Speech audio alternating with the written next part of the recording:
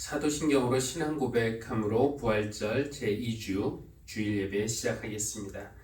전능하사 천지를 만드신 하나님 아버지를 내가 믿사오며 그 외아들 우리 주 예수 그리스도를 믿사오니 이는 성령으로 잉태하사 동정녀 마리아에게 나시고 본디오 빌라도에게 고난을 받으사 십자가에 못 박혀 죽으시고 장사한 지 사흘 만에 죽은 자 가운데서 다시 살아나시며 하늘에 오르사 전능하신 하나님 우편에 앉아 계시다가 저리로서 산자와 죽은 자를 심판하러 오시리라. 성령을 믿사오며 거룩한 공예와 성도가 서로 교통하는 것과 죄를 사하여 주시는 것과 몸이 다시 사는 것과 영원히 사는 것을 믿사옵나이다. 아멘. 시편의 시인은 이렇게 말합니다. 나는 주님의 크신 은혜를 힘입어 주님의 집으로 나아갑니다. 경외하는 마음으로 주님의 성전 바라보며 주님께 꿇어 엎드립니다. 오늘 부활절 제2주 예배 함께 하시는 모든 성도님들을 주님의 이름으로 환영합니다. 인생의 여러 가지 어려움과 환난 속에서 좌절하고 포기하고 싶을 때도 있지만 성서에 나오는 많은 믿음의 선배들은 하나님의 도우심을 구하기로 결심하고 주님의 성전 바라보면서 주님께 기도하며 나왔습니다. 혹시 마음이 무거운 분 계십니까? 몸이 편찮으신 분 계십니까?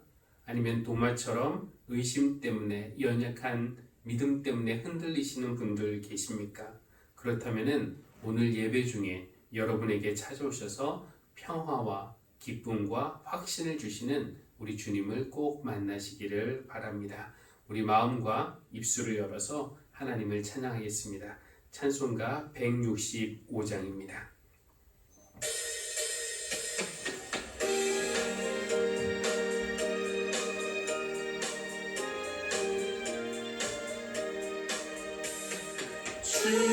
주님께 영광 다시 사신 주 사망 권세 모두 이기시었네. 흰 옷 입은 천사 돌을 옮겼고 누우셨던 곳은 비어 있었네. 주님께 영광 다시 사신 주 사망 권세 모두 이기시었네. 부활의 주님 나타나시사 두려움과 의심 물리치셨네. 주의 교회 기뻐 찬송하여라. 다시 사신 주님 죽음 이겼네. 주님께 영광 다시 사신 주 사망 권세 모두 이기시었네.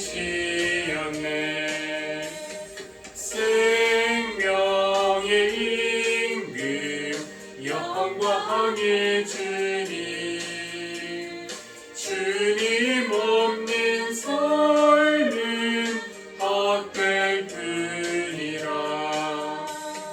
주의 사랑으로 세상 이기고 요단 건너 번영하게 하소서. 주님께 영광 다시 사신 주 사망 권세 모두 이기시었네.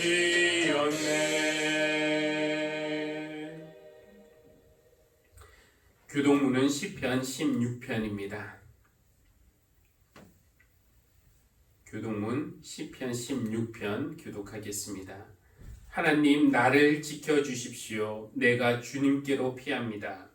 나더러 주님에 대해 말하라면 하나님은 나의 주님, 주님을 떠나서는 내게 행복이 없다 하겠습니다. 땅에 사는 성도들에 관해 말하라면 성도들은 존귀한 사람들이요 나의 기쁨이다 하겠습니다. 다른 신들을 섬기는 자들은 더욱더 고통을 당할 것이다.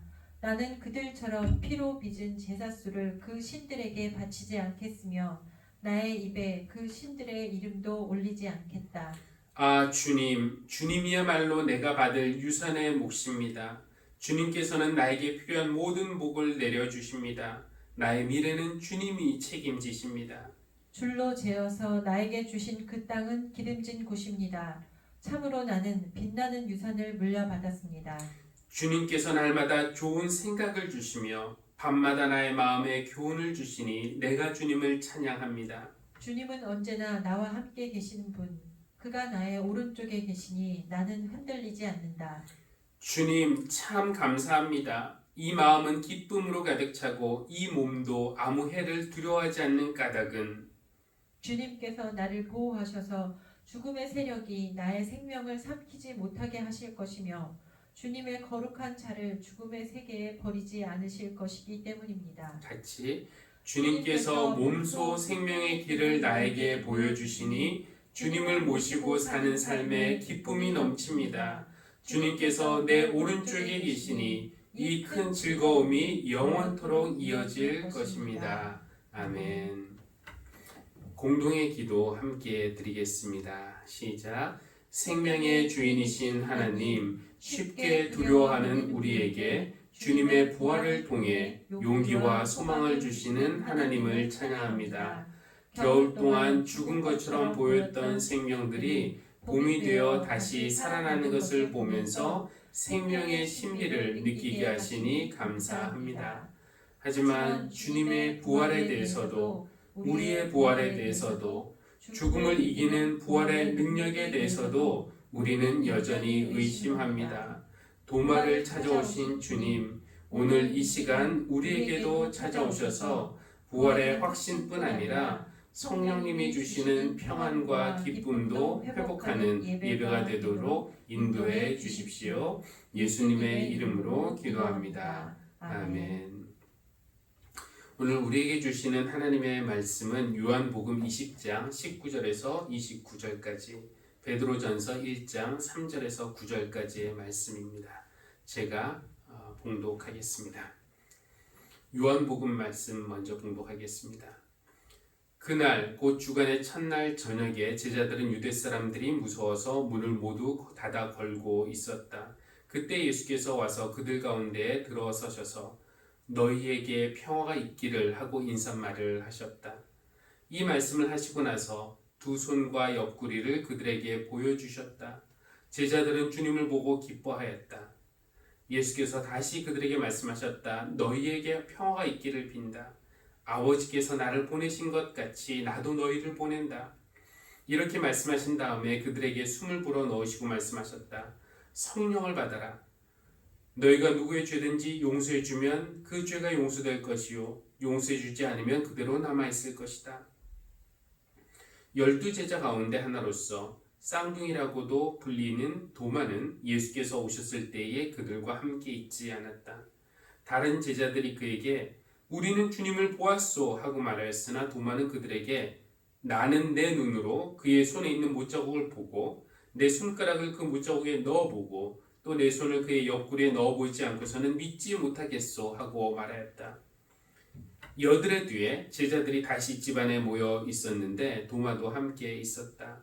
문이 잠겨 있었으나 예수께서 와서 그들 가운데로 들어서셔서 너희에게 평화가 있기를 하고 인사말을 하셨다. 그리고 나서 도마에게 말씀하셨다. 내 손가락을 이리 내밀어서 내 손을 만져보고 내 손을 내 옆구리에 넣어보아라. 그래서 의심을 떨쳐버리고 믿음을 가져라. 도마가 예수께 대답하기를 나의 주님, 나의 하나님 하니 예수께서 도마에게 말씀하셨다. 너는 나를 보았기 때문에 믿느냐? 나를 보지 않고도 믿는 사람은 복이 있다. 베드로전서 1장 3절에서 9절 말씀입니다. 우리 주 예수 그리스도의 하나님 아버지께 찬양을 드립시다. 하나님께서는 그 크신 자비로 우리를 새로 태어나게 하셨습니다. 그리하여 그는 죽은 사람들 가운데서 예수 그리스도가 부활하심으로 말미암아 우리로 하여금 산 소망을 갖게 해주셨으며 썩지 않고 더러워지지 않고 낡아 없어지지 않는 유산을 물려받게 하셨습니다. 이 유산은 여러분을 위하여 하늘에 간직되어 있습니다. 하나님께서는 여러분의 믿음을 보시고 그의 능력으로 여러분을 보호해 주시며 마지막 때에 나타나기로 되어 있는 구원을 얻게 해주십니다. 그러므로 여러분이 지금 잠시 동안 여러 가지 시련 속에서 어쩔 수 없이 슬픔을 당하게 되었다 하더라도 기뻐하십시오. 하나님께서는 여러분의 믿음을 단련하셔서 불로 단련하지만 결국 없어지고 마는 금보다 더 귀한 것이 되게 하시며 예수 그리스도께서 나타나실 때에 여러분에게 칭찬과 영광과 존귀를 얻게 해주십니다. 여러분은 그리스도를 본 일이 없으면서도 사랑하며 지금 그를 보지 못하면서도 믿으며 말로 다 표현할 수 없는 즐거움과 영광을 누리면서 기뻐하고 있습니다. 여러분은 믿음의 목표, 곧 여러분의 영혼의 구원을 받고 있는 것입니다. 이는 우리에게 주신 하나님의 말씀입니다. 하나님 감사합니다. 아멘. 그날 저녁, 즉 우리 주님이 부활하신 날 저녁에 예수님이 제자들을 찾아오셨습니다. 제자들은 예수님을 죽인 그 유대 사람들이 자기들도 찾아내서 죽일까봐 무서워서 어느 방에 숨어 있었고 방문을 꼭 걸어 잠그고 있었습니다.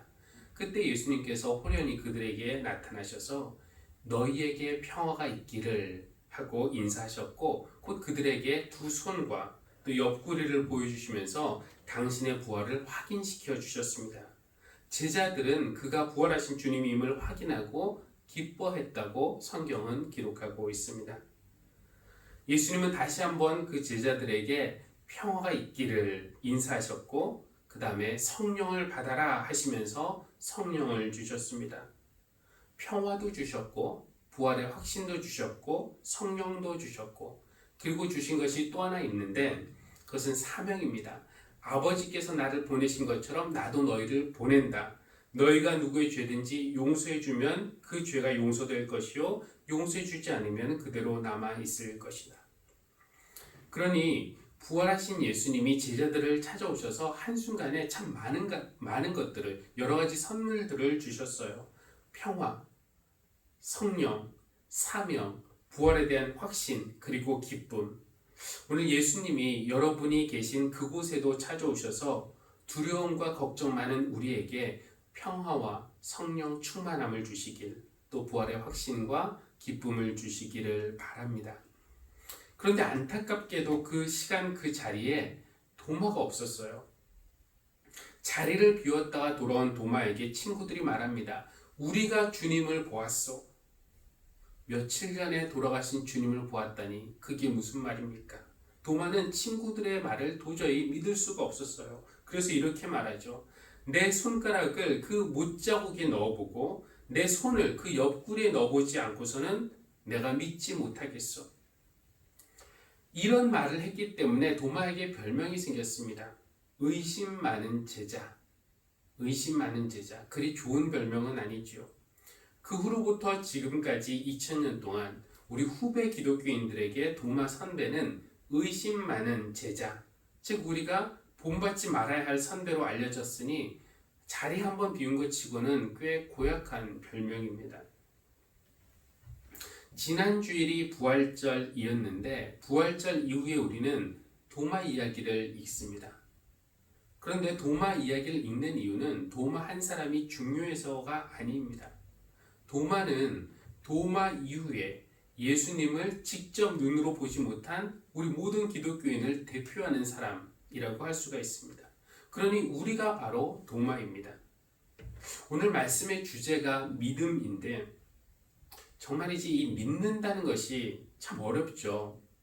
어떤 사람을 전적으로 신뢰하는 것도 참 어려운 일이고 어떤 사람의 입에서 나온 그 말을 믿는 것도 쉽지 않은 일입니다.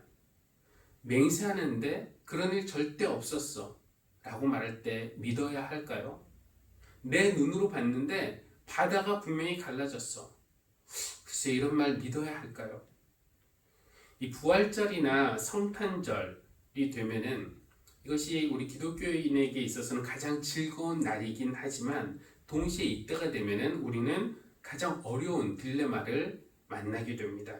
바로 부활과 동정녀 탄생. 이거 믿어야 할까요? 우리는 사도신경을 반복하면서 주님이 동정녀 마리아에게 나신 것, 그리고 장사한 지 사흘 만에 죽은 자 가운데서 다시 살아나신 것을 믿는다고 늘 고백하지만 과학을 배운 지성인으로서 소위 기독교의 핵심이라고 여겨지는 동정녀 탄생, 예수님의 부활, 이거 믿어지지 않으니 참 마음 편하게 교회에 다니기가 어렵습니다. 어떤 사람들은 그렇게 말합니다. 주님의 부활은 우리가 문자적으로 믿어야 할 역사적인 사실이 아니라 제자들 마음속에 일어난 어떤 변화의 사건이다. 그 의미가 중요하다라고 주장을 합니다. 어떤 사람들은 이런 주장이 비신앙적인 주장이라고 비판합니다. 부활은 분명히 역사적인 사실이고 이 부활이 빠지면은 진짜 신앙이 아니라면서 핏대를 올리면서 부활을 믿어야 한다라고 주장합니다. 우리도 그 말을 더 믿고 싶어서 아멘 하고 외치지만 실제로 교회 안에는 이렇게 앉아 계신 분들 중에는 그것이 믿어지지 않는 도마 같은 이들이 더 많이 있을 겁니다. 믿고 싶은데 잘 믿어지지 않아요 라는 이야기를 들을 때 목사로서 참 안타깝고 또 저의 무능함을 느끼기도 합니다. 돕고 싶은데, 믿음이 생기도록 돕고 싶은데 그게 마음대로 안 되니 참 안타깝죠. 그 사람에게 믿음이 생기도록 설득력 있는 논리를 펼친다든지 감동적인 말을 해준다든지 뜨거운 기도를 통해서 믿음이 생기게 하면 좋겠는데 그런 일은 쉽게 일어나지 않습니다. 여러분, 믿고 싶은데 잘 믿어지지 않는다면 그건 여러분 혼자만의 고민은 아닐 것입니다. 그러니 너무 외롭다고 생각하지 마십시오. 오늘 도마를 찾아오신 이 예수님의 이야기가 여러분에게 위로가 되고 또 믿음으로 나아가는, 더 큰 믿음으로 나아가는 길잡이가 되기를 바랍니다. 도마에 대해서 오늘 3가지 정도 말씀을 드리고 싶은데 첫 번째는 이겁니다. 도마가 다른 제자들에 비해서 특별히 믿음이 없던 사람은 아니었다는 겁니다. 우리가 도마를 의심 많은 제자라고 부르면서 다른 제자들에 비해 믿음이 떨어지는 것으로 말하지만 그렇지 않아요. 왜냐하면 막달라 마리아와 여인들이 부활절 당일 새벽에 부활하신 예수님을 만나고 난 후에 제자들에게 달려가서 우리가 주님을 보았다라고 부활 소식을 전했을 때 다른 제자들도 믿지 못한 것은 마찬가지였습니다. 그래요? 정말요? 할렐루야! 예수님이 약속하신 대로 부활하셨다! 그렇게 하면서 기뻐하지 않았습니다. 그들은 여전히 의심했고 두려워했습니다. 그래서 방 안에 숨어서 문을 걸어 잠그고 있었던 거죠. 도마를 제외한 이 제자들이 기뻐했던 것은 언제였는가? 그날 저녁, 오늘 우리가 읽은 것처럼 부활하신 주님이 그들을 찾아오셔서 두 손을 보여주시고 못자국 보여주시고 또 옆구리, 창자국을 보여주신 이후에 그들이 믿고 기뻐했다고 했습니다. 그러니까 나머지 제자들이 믿게 된 데에는 주님을 보았다는 여인들의 증언만으로는 부족했고 예수님을 직접 본 것, 특히 그의 손과 옆구리를 그들의 눈으로 직접 확인하고 나서야 그들도 믿게 된 겁니다. 도마도 똑같아요. 다른 동료들이 우리가 주님을 보았소 라고 한 증언만으로는 부족했습니다. 도마도 그 제자들처럼 나머지 제자들처럼 자신의 눈으로 직접 보고 확인하고 싶었던 겁니다. 그것뿐이에요. 특별히 이 다른 제자들보다 더 많은 증거를 요구한 것은 아닙니다. 따지자면은 도마의 믿음의 수준이나 다른 제자들의 믿음의 수준이나 별 차이가 없다는 겁니다. 그냥 일주일 차이밖에 없는 거예요. 도마를 의심 많은 제자로 부르는 것은 도마에게 불공평한 일입니다. 우리도 마찬가지예요. 우리 중에는 다른 사람을 믿음 없는 도마 같은 사람이라고 평가하거나 아니면 스스로를 나는 왜 도마 같지? 라고 여기는 분이 계실지도 모르겠습니다. 그런데 우리 믿음의 키가 각각 다른 것 같지만 사실 우리 믿음의 수준이 달라봤자 얼마나 다르겠습니까? 그만합니다. 단지 현 시점에서 믿음의 단계가 다를 뿐, 믿게 되는 시점이 다를 뿐. 그래서 어떤 사람은 지금 믿음이 좋아 보이고 또 어떤 사람은 지금이 믿음이 없어 보일 뿐이지 이 상태가 영원히 저 사람은 계속 믿음 좋고 어떤 사람은 계속 믿음 나쁘고 이렇게 되리라는 보장이 없습니다. 먼저 된 자가 나중 될 수도 있고요. 나중 된 자가 먼저 될 수도 있습니다. 그러니 지금 믿음이 좋다고 너무 교만할 것도 없고 지금 믿음이 믿어지지 않는다고 해서 너무 실망하거나 자책할 필요도 없습니다. 교회 안에 도마 같은 사람을 비판하거나 한심하게 쳐다보거나 나무라거나 이렇게 할 것이 아니라 내 믿음이 올챙이였던 시절을 기억하면서 인내하고 기다리는 배려가 있어야 할 것입니다. 두 번째로 말씀드리고 싶은 것은 도마가 의심을 했는데 그 의심이 그의 신앙을 방해한 것이 아니라 오히려 그의 신앙 성장에 도움이 되었다는 점입니다. 예전에는 교회에서 잘 믿지 못하겠다고 말하는 사람에게 무조건 믿어라 다그치는 모습을 자주 보았습니다. 그러나 그렇게 다그친다고 그게 믿어지나요? 무조건 믿으라는 것은 나를 세뇌시키라는 그런 요구이고요. 아니면 그저 믿는 척 하라는 것입니다. 세뇌시킨 믿음 또는 믿는 척하는 그런 믿음에는 능력이 없습니다. 지금 당장은 아멘 하니까 믿음이 좋은 것처럼 보이지만 평상시에는 티가 나지 않지만 세상의 시련과 고통, 유혹과 시험이 닥쳐올 때는 그런 믿음은 힘없이 무너지고 맙니다. 근데 최소한 도마는 믿는 척하지는 않았어요. 동료들이 주님을 보았다고 부활하셨다고 했을 때 그래? 그럼 나도 믿어야지. 믿어지지 않는데 믿는 척하지 않았습니다. 자신의 믿음에 대해서 믿음 없음에 대해서 솔직했습니다. 그것을 숨기지 않았고 그것을 부끄럽게 여기지 않았어요. 우리는 어떻습니까? 사실 잘 믿어지지 않는데 내가 교회 다닌 연수가 있기 때문에 교회에서 받은 집사, 권사, 장로, 직분이 있기 때문에 또 남들의 시선이 있기 때문에 믿지 못한다, 믿어지지 않는다고 말하지 못하는 교인들이 얼마나 많습니까? 근데 믿어지지 않는 게 죄는 아니에요. 이것이 죄처럼 느껴지는 이유가 있다면 아마 그것은 우리가 불신앙과 의심을 혼동하기 때문일 것입니다. 불신앙과 의심은 달라요. 불신앙은 내가 믿지 않기로 결정한다. 어떤 의지적인 선택을 말하는 것일 겁니다. 그것은 하나님 앞에 죄라고 하겠죠. 그러나 의심은 믿으려고 하는데 잘 믿어지지 않는 것, 그것을 의심이라고 한다면 그것은 죄라고 할 수 없습니다. 그것은 믿어가는 과정에서 자연스러운 단계이고요. 또는 믿고 싶다라는 어떤 열망의 또 다른 표현이라고 할 수 있겠습니다.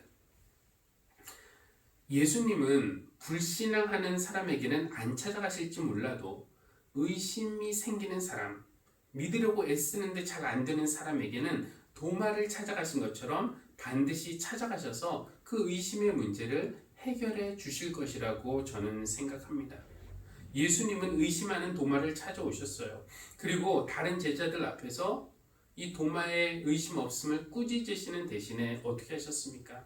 내 손가락을 이리 내밀어서 내 손을 만져보고 내 손을 내 옆구리에 넣어보아라 말씀하시면서 그렇게 자신을 내어주셨습니다. 그런데 도마가 일주일 전에 큰 소리 쳤던 것처럼 손을 뻗어서 예수님의 손에 난 그 자국에 손가락을 집어넣었다든가 아니면 옆구리에 자신의 손을 넣어보았다는 그런 말은 없습니다. 그 카라바조의 유명한 그림 의심하는 도마라는 작품에는 도마가 예수님이 옆구리에 손가락을 넣어보는 것으로 묘사되어 있지만 막상 그렇게 해보라며 자신을 내어주시는 주님 앞에서 감히 그러지 못했을 것이고 그럴 필요도 없었을 겁니다. 그의 입에서, 도마의 입에서 곧 나의 주님, 나의 하나님이라는 믿음의 고백이 터져나왔습니다. 이것이 평범한 믿음의 고백 같지만 사실 그렇지 않아요.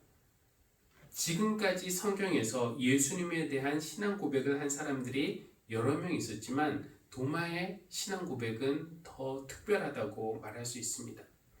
예를 들면 세례 요한은 예수님에 대해서 보아라, 세상 죄를 짊어가고 가는 하나님의 어린 양이라고 고백했고요.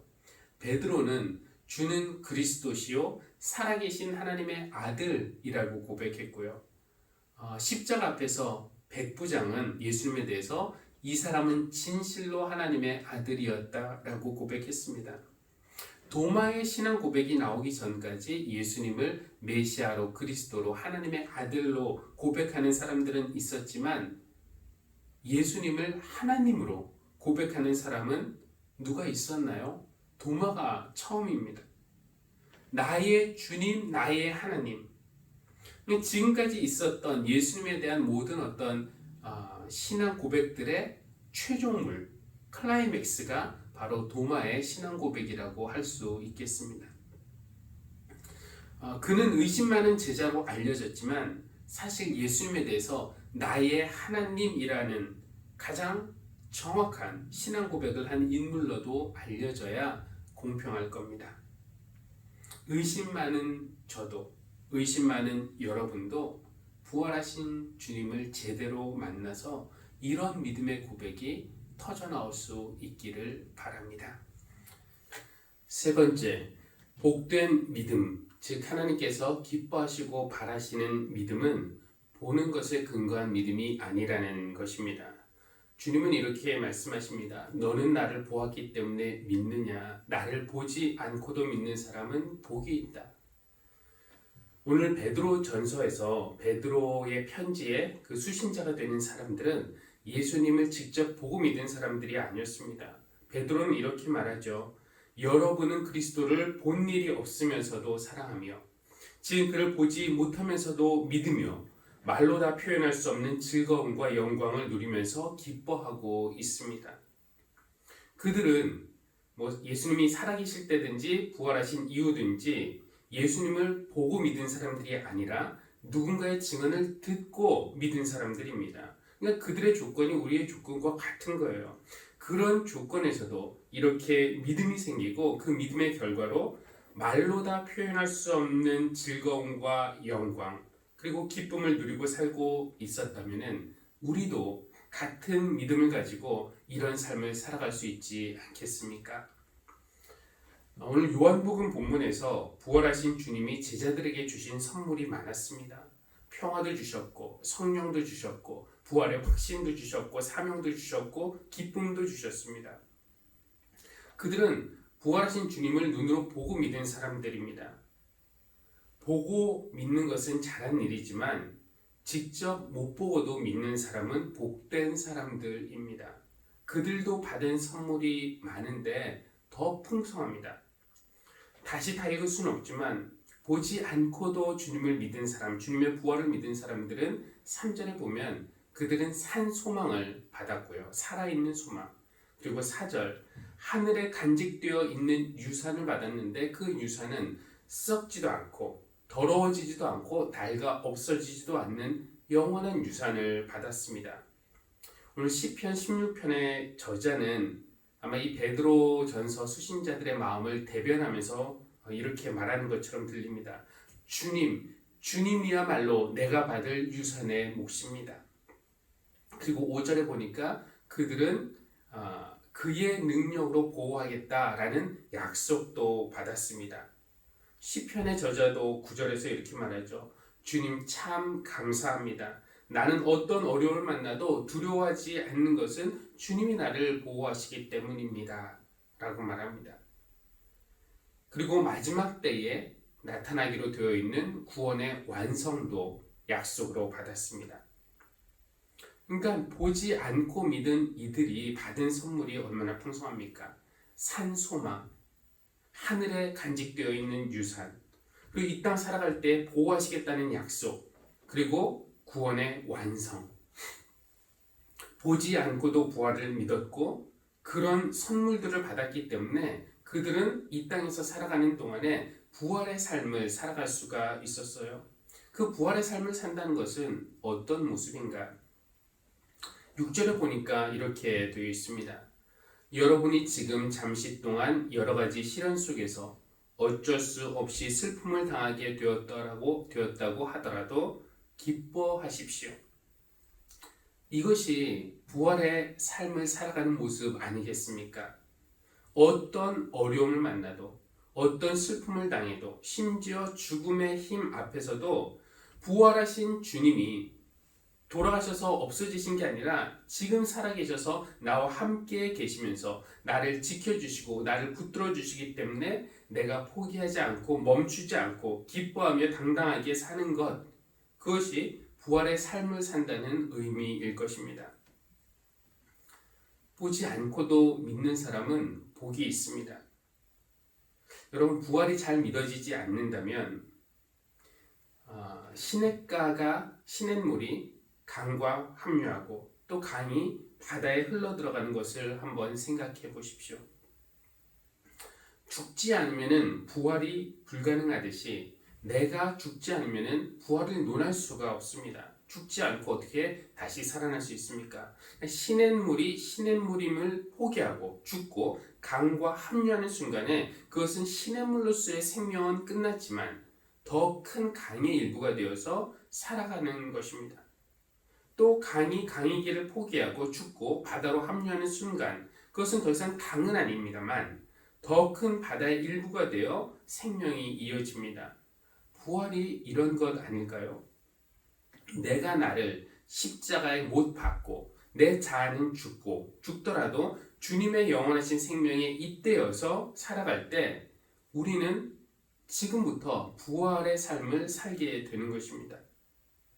그렇게 주님 안에서 주님의 잇대어 살다가 시련이 찾아오고 슬픔이 찾아오고 고통이 닥쳐도 예전 같으면은 좌절하고 포기하고 원망했을 텐데 왠지 모를 자신감이 생기고 이해할 수 없는 평안이 찾아오고 이 안에서 기쁨이 솟아나고 하나님의 일을 그래도 내가 하겠다는 그 사명감이 생기고 또 그렇게 살다가 그래, 나에게는 산 소망이 있어.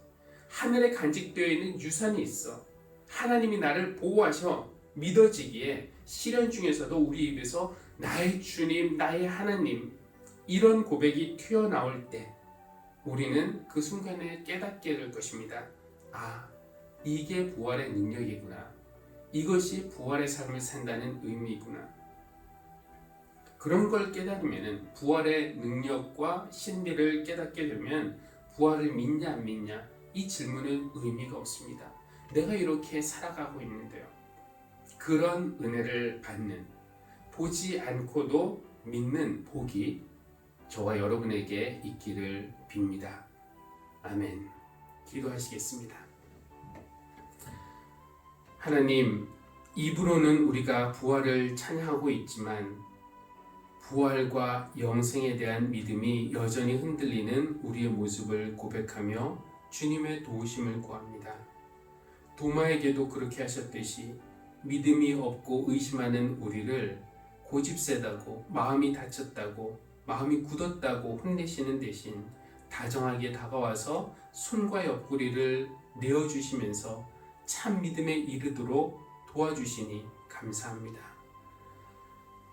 주님을 보면서 나의 주님, 나의 하나님 고백하게 하실 뿐 아니라 이 세상에 나아가서도 부활하신 주님이 우리와 함께 살아계심을 믿고 여러 가지 시련과 슬픔 속에서도 산 소망과 기쁨을 지키며 살아갈 수 있도록 은혜를 베풀어 주십시오. 머리로 부활을 이해하려는 노력을 그만두고 십자가를 지고 자아를 죽이고 더 크신 주님의 생명에 잇대어 살면서 부활을 느끼고 그 능력과 신비를 경험할 수 있도록 우리 모두에게 은혜를 베풀어 주시기를 빕니다. 예수님의 이름으로 기도합니다. 아멘. 찬송가 171장 함께 찬양하겠습니다. 찬송가 171장입니다.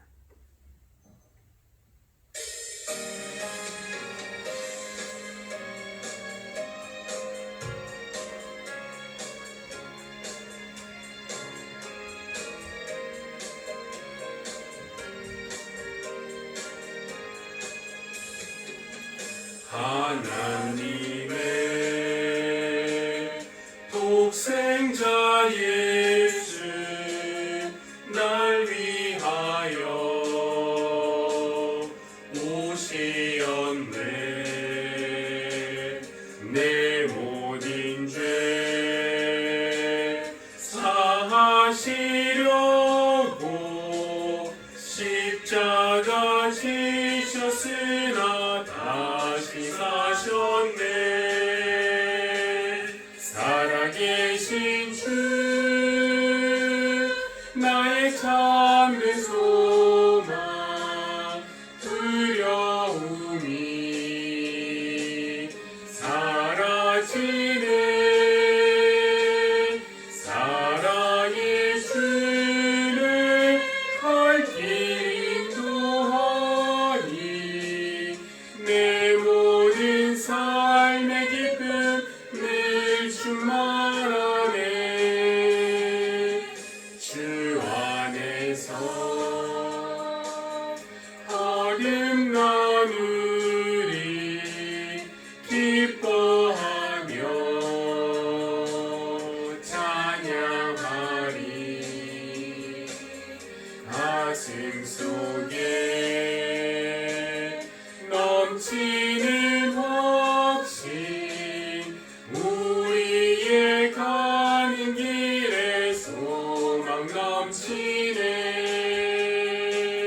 살아계신 주 나의 참된 소망 두려움이 사라지네. 사랑의 주를 갈 길 인도하니 내 모든 삶의 기쁨 늘 충만하네. 선한 싸움 다 마친 후에 우리 주님 되오리라.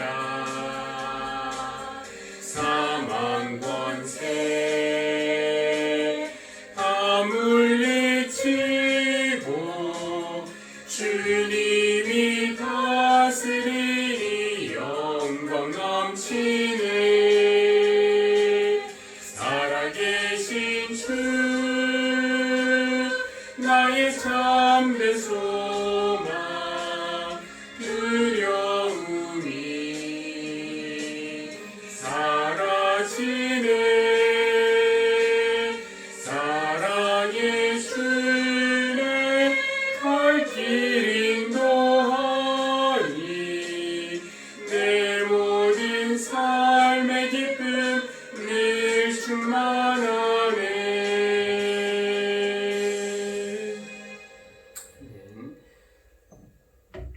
교회 소식입니다. 사회적 거리두기가 이제 오늘로써 끝나기 때문에 다음 주일 26일부터는 현장 예배와 당분간 영상 예배를 병행하도록 하겠습니다. 자세한 안내는 주보 뒷면에 나와 있는데요. 발열이나 호흡기 증상이 있거나 또 안전을 위해서 거리두기를 좀 더 실천하실 성도님들은 영상 예배로 드리시고 또 함께 예배 드리실 분들은 11시에 이곳에서 예배를 드리도록 하겠습니다. 오시는 분들은 예배 오시기 전에 발열, 기침, 인후염 등의 증상을 확인하시기 바라고요. 또 교회에서 예배 드리시는 동안에 마스크를 착용하시고 그리고 또 다음 주에는 이렇게 의자에 표시를 해놓겠습니다. 2m 정도 거리를 유지할 수 있도록 표시한 의자에 앉아 주시기를 바라겠습니다. 교회에서는 매주 토요일 날 소독을 하고 있고요. 또 당분간은 교회에서 식사는 하지 않도록 하겠습니다. 또 다음 주일 예배 후에 우리 코로나19 이후에 교회 예배와 모임에 대해서 또 운영에 대해서 좀 함께 회의하는 그런 모임을 갖도록 하겠습니다. 새벽 기도회 때 교우들과 이웃과 세상을 위해서 좀 더 구체적인 기도 제목으로 기도를 하려고 합니다. 각 속회에서는 기도 제목을 모아서 매주 월요일 저에게 전달을 해주시면은 화요일부터 토요일까지 새벽 기도 시간에 함께 기도를 하도록 하겠습니다. 주보에 그 중보기도 계획표가 나와 있는데 화요일에는 교회학교와 청년부, 수요일에는 남성 일속과 청장년부, 그다음에 목요일은 여성 1속, 금요일은 남성 2속, 토요일은 여성 2속의 기도 제목을 놓고 함께 기도를 하도록 하겠습니다. 우리 헌금 위해서 기도하고 또 축도로 예배를 마치겠습니다. 하나님, 우리에게 있는 모든 것이 주님이 주신 선물임을 고백하며 이 예물을 드립니다. 우리의 사랑과 정성과 헌신을 담아 예물을 드리니 하나님께서 받아주시고 하나님 나라를 위해 사용해 주십시오.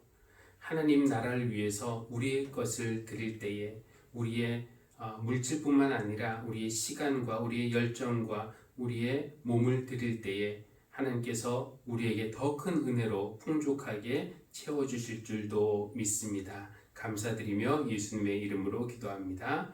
아멘.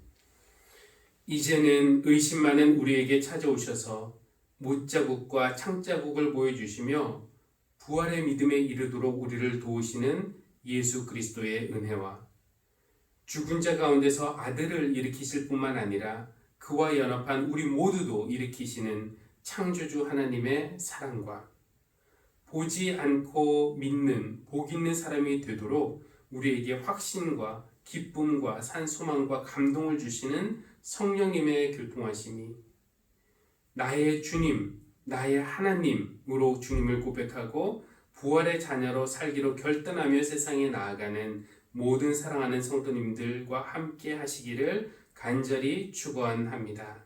아멘.